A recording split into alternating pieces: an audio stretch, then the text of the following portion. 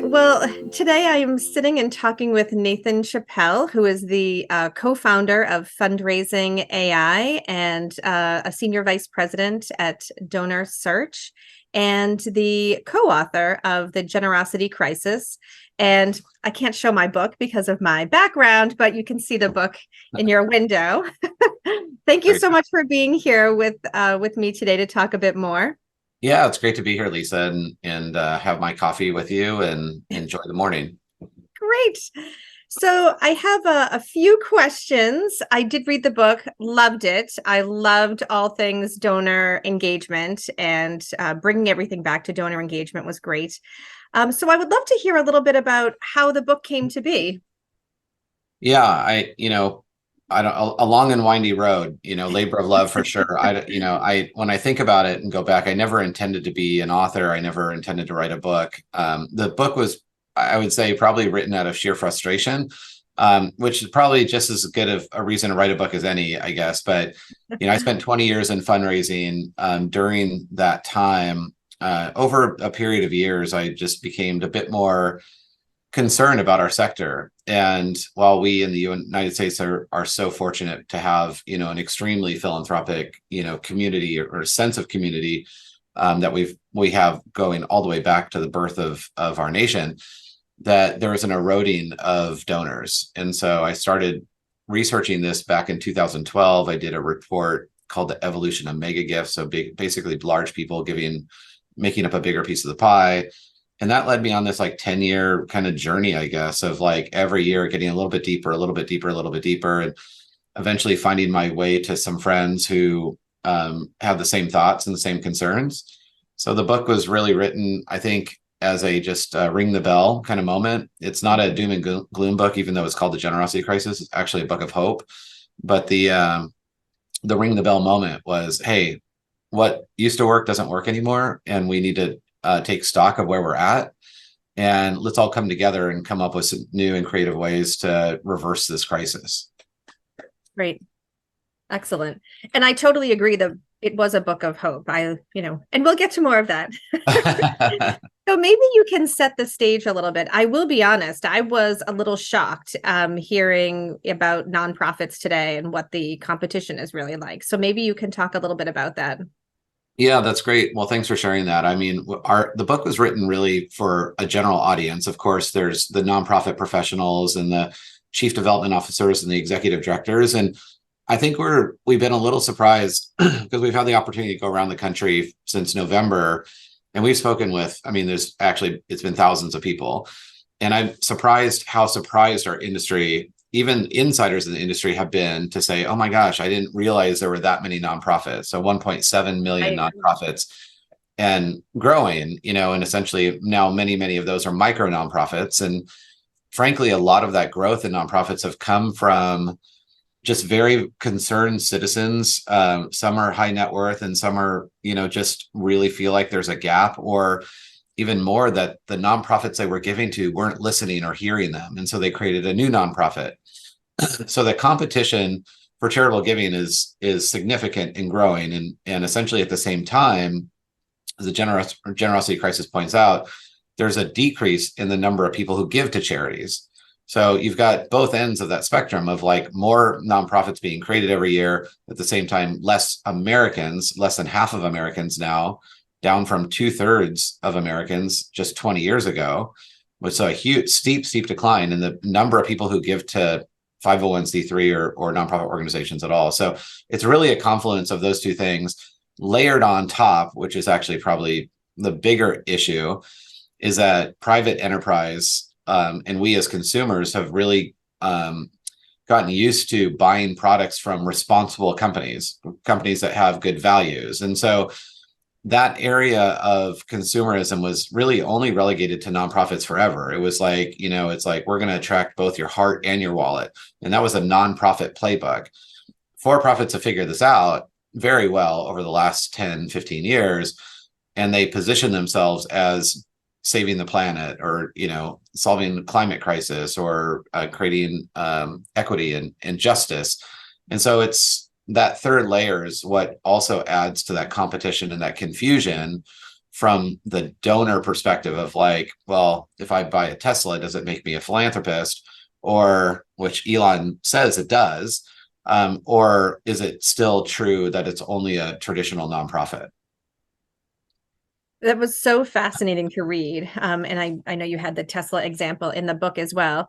Um, the shift in people giving, that was really, surprising to me to see that it has gone down, because I feel like sitting on this side of the table thinking about helping nonprofits recruit talent, I feel like philanthropy has gone up, and it was really interesting to read that. So maybe we can talk a little bit about the decrease in philanthropy, and why that is, and how Sure. can nonprofits be more proactive when understanding this shift. Yeah, well, and thanks for bringing up the question, because it really comes down to that idea of understanding, right? And that even goes back to, I had this like a crisis of confidence about a week before the book came out, that I'm like, we shouldn't call it that. It's just too negative and people won't respond to it. And our publisher, which is Wiley, was like, look, like this is the moment where people have to like embrace where we're at, and only if you embrace where you're at can you actually make a difference. So really going back to this idea of like, let's understand where we're at. And this idea that the shift has occurred because of a lot of different things. There's been a decline in civic engagement. So this civic engagement is like joining the PTA, joining a bowling club, like giving blood, volunteering, and it can be giving. There's been a decline in civic engagement in the US since the end of World War II. And it was exasperated and amplified when the television made its way into people's homes. And so, before that, you used to come home from a hard day of work and you'd actually go sit on the porch with a neighbor, and you would talk about the day, and you talk about life and the future and all these things and values. And, instead you came home and you turned the TV on to unwind and just be by yourself. And now fast forward, obviously, many decades, we have televisions and supercomputers in our pockets. So the rise of we'll just say digital, atomization of like life, is that everywhere you go, any restaurant you go to, and you just look across, and it's shocking how many people are looking down, not looking across. And Absolutely. so it just compounded, even at home, it just drives me nuts. But like you're watching a movie and you're actually looking at your phone, because like our attention span is so bad. So not to say that's the only reason, but there's a confluence of other things. That definitely is one where our attention span has gone down by 4 seconds in the last like 8 years, I think it is, or 10 years. So our attention span is actually less than a goldfish at this point, which is crazy to think about. Goodness. And the average person scrolls 300 feet a day on their phone. They get 333 emails a day, and they see between 5 to 7,000 ad images a day. So we're just overwhelmed. And at some point you just kind of shut down, and you kind of like, you just can't absorb anymore. The other side, there's a confluence of, religious participation, which had always been a kind of a staple. And I was just talking to a researcher the other day who was studying giving throughout the US. I mean, back in the 50s and 60s, 90% of Americans gave to charity, and most of them participated in some religion. Now, religious participation is declining rapidly. And the interesting statistic there is that it doesn't matter what religion, that people that identify with any religion give twice as much and are twice as likely to give, not to just a religious organization. So essentially there's been, it served as a way, religion served as a way for people to learn about the virtues of giving and the responsibility of giving. And in our book, we don't go so deep in this as a solution, because just telling everyone like go back to church, probably we wouldn't sell a lot of books. But at the end of the day, how do you replace this notion of training very young people about the virtues and responsibility of giving in a meaningful way? And as we all know, those that give, that dope of, or the dose of dopamine and serotonin that you get from giving, most of the time we receive more than the person that we're giving to. So it's how do we train that? Because if you're never taught that and you never train that, whether it's through your family or through religion or through your school, it's challenging to learn that or pick it up just on accident later on in life. Absolutely. And another area you talked about was there was, a few different examples of nonprofits doing a better job of engaging alumni or donors and figuring out, really listening for what's interesting to them or what their experience has been with a nonprofit. And it sounds so easy, but I think oftentimes overlooked when you have the group emails that go out to everyone without segmenting and Right. learning more. But I would love to hear a little bit more about that. Yeah, and I guess I didn't answer the first part of your question, how to be more proactive in understanding. First is to learn and understand, take stock where we're at. The second is to do what you're sharing, is that we have to, in the United States, to reverse this decline. I mean, we could continue on this path, and we share in our book, but the horrifying statistic is that when you have a decline every year over year, doesn't matter what business you're in, for profit or nonprofit, that decline ends at zero at some point. Like if it just continues going downward, and in philanthropy, that decline ends in 49 years. So essentially to say, if we were on the same trajectory with no intervention and no people, concerned citizens saying, let's do something different, we're giving in the US will not exist in 49 years. And, we take so much of philanthropy for granted in our nation. So really, I think the biggest epiphany is how we evaluate nonprofit success and nonprofit leader success. I spent 20 years in nonprofit. Every year, I essentially, whether it was spoken or unspoken, I knew that I kept my job if I filled the bucket, meaning that if I raised the goal, then I'd have my job for another year. But there was no reference to how many relationships I started with at the beginning of the year and how many I ended at the end of the year. So what that has done is essentially it's mostly incentivized nonprofit professionals to just find rich people. Like, I got to fill the bucket in the shortest amount of time possible. Let's convince the rich people to give. And that has equated this idea that philanthropy equals wealth. And by definition, the word philanthropy, for the love of mankind, has nothing to do with wealth. It has to do with people coming together to do something that neither one of them could do on their own.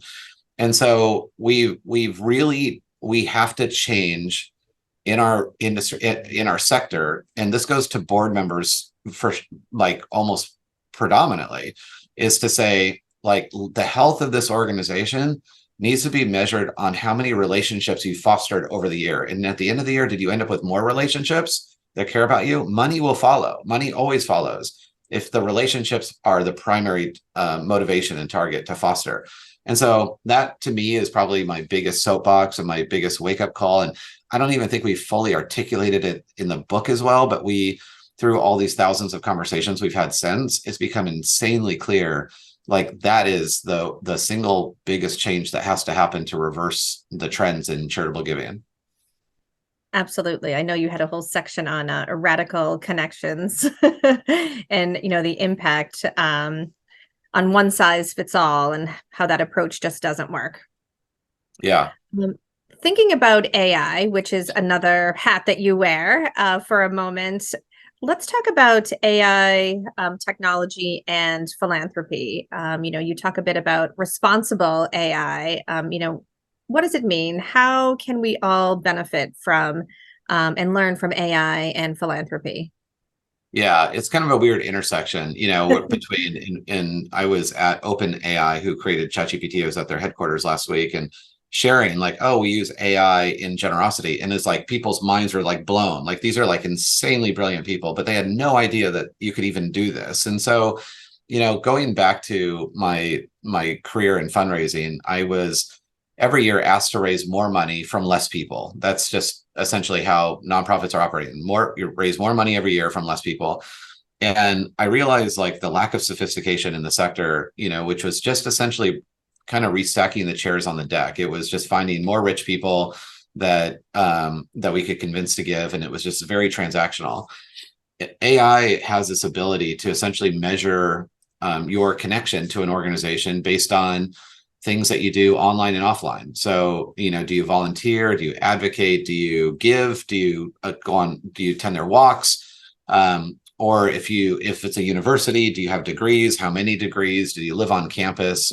Did you participate in sports? So essentially, we came up with this philosophy back in 2017, and we filed the first patents on machine learning, and essentially gratitude prediction and machine learning is what the patent was around.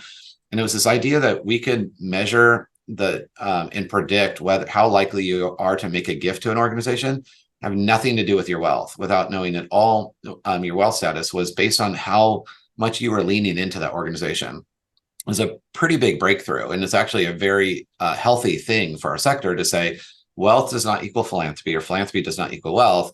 Therefore, why don't we put large compute power and using all the variables that we have at our disposal to essentially measure your connection to an organization, and therefore that organization can prioritize who the people are that really are raising their hand versus those who are just kind of flying by. So that's what we've been doing since 2017. It's really exciting. We're really charting new territory and creating best practices.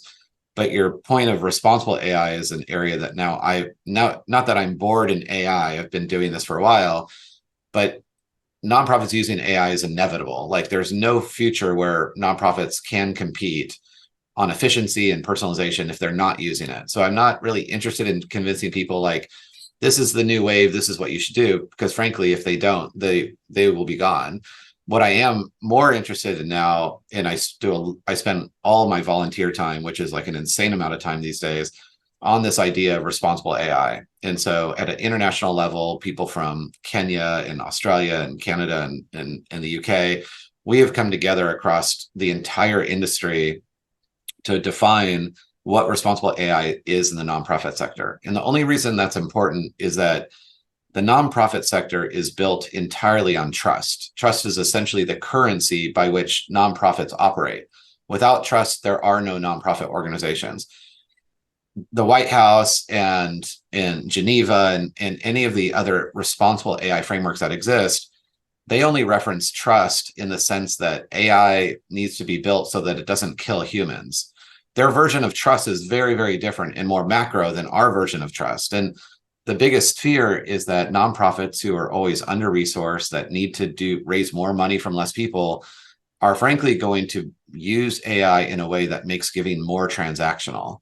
And that's what keeps me up at night. Like, we wrote The Generosity Crisis hoping that another book like this never needed to be written, that we could reverse it, that we could inspire more generosity. And at the end of the day, AI has this insane, a lot of power to help foster generosity, bring people together, but it also has equal or more ability to do harm and accelerate the generosity crisis and exacerbate it. And so my passion around responsible AI is around educating the sector on what that means. And what it means is that technology has to be evaluated based on whether it brings people together. And if it doesn't bring people together, it's not good for our sector. It's not rocket science. Like, if it brings people further apart and creates a digital double of you, and a donor doesn't even know they're talking to you, that's really bad for nonprofit. Maybe for private sector, it's fine. So it's really around this idea of bringing people together. And we're so fortunate. All of the big tech players have come and they supported this endeavor. We're doing a global summit in October 23rd and 24th, and it's 10,000 people will join. We have 30 different speakers.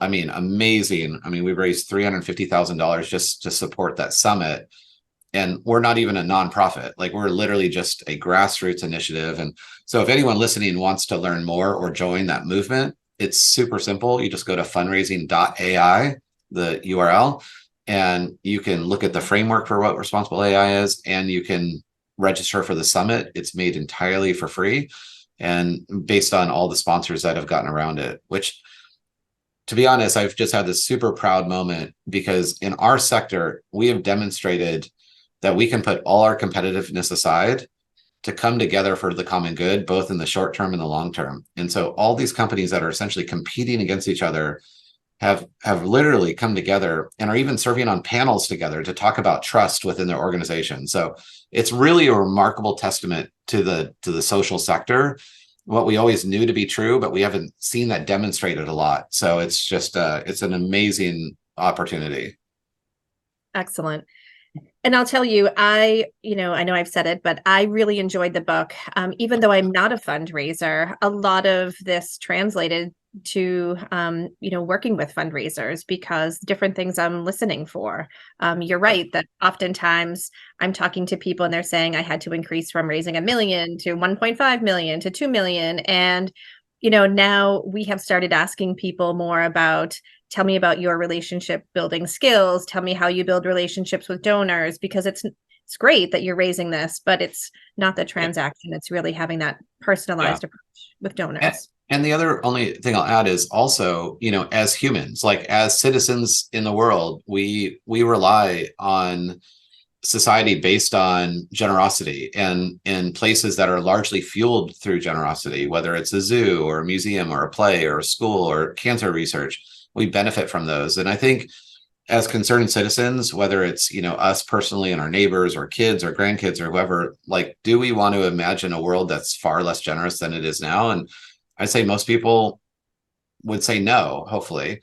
And so I think, for sure, fundraisers and the strain and the burnout that they have, because of this transactional nature of giving, there's a new path, and it's an exciting path. And it just means that we have to all come together and do it really responsibly together. Absolutely. So one question I always ask everyone that is a part of Breakfast with Boyden is, what advice might you give someone that is thinking about getting into the nonprofit field in some capacity? It's a good question. It's a broad question. For me, I think I look at philanthropy different now. I don't look at it in terms of nonprofit and for-profit anymore. I think there are a lot of people that want to do good, and they think that the only way I could do good is this one, just joining the nonprofit sector. And, what we now know is that, the rise of B corporations are amazing. Like you could have a really good career working in a B Corp and doing good as well at scale. So I think it's, the advice is find your passion, and then find a way that you can scale that passion to the greatest extent possible. I think that was, for me, my journey in my career started out very small, local Boys and Girls Club. And I think I realized around that time that my mission in life was to leave the world a better place or more generous place, even if it just super small incrementally.